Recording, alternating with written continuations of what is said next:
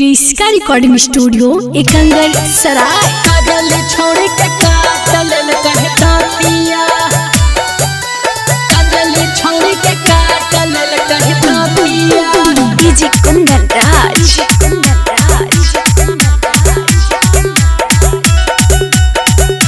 Presented by Kriska films.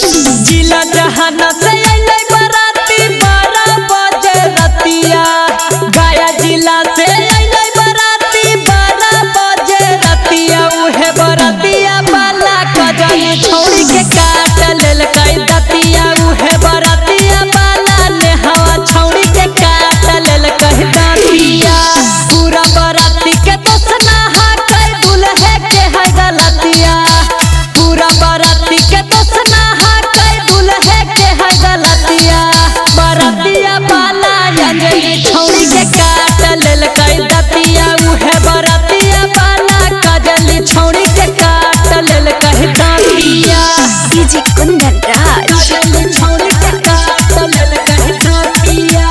चीरी काजल छोड़ के काटल कई दतिया। उहे बरातिया बाला काजल छोड़ के काटल कई दतिया। उहे बरातिया बाला काजल छोड़ के काटल कई दतिया।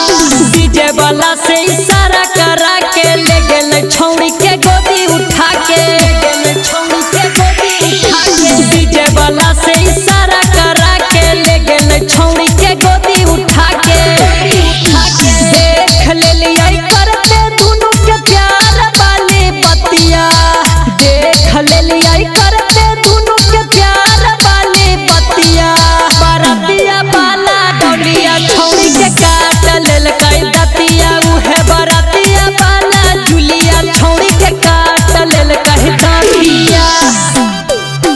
काजल छोड़ के काटल कई दतिया। उहे बरातिया बाला काजल छोड़ के काटल कई दतिया। राइटर अजय भूपेंद्र बिहारी पूरा बराती ले पर पारी। पूरा बराती ले राइटर अजय भूपेंद्र बिहारी पूरा बराती ले पर पारी। उहे छौड़ी हटौ जे गिरैले हौनी हतिया।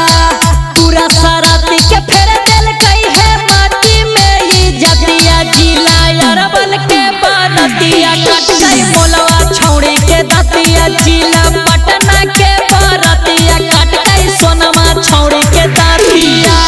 क्रिस्का रिकॉर्डिंग स्टूडियो एकंगर सराय।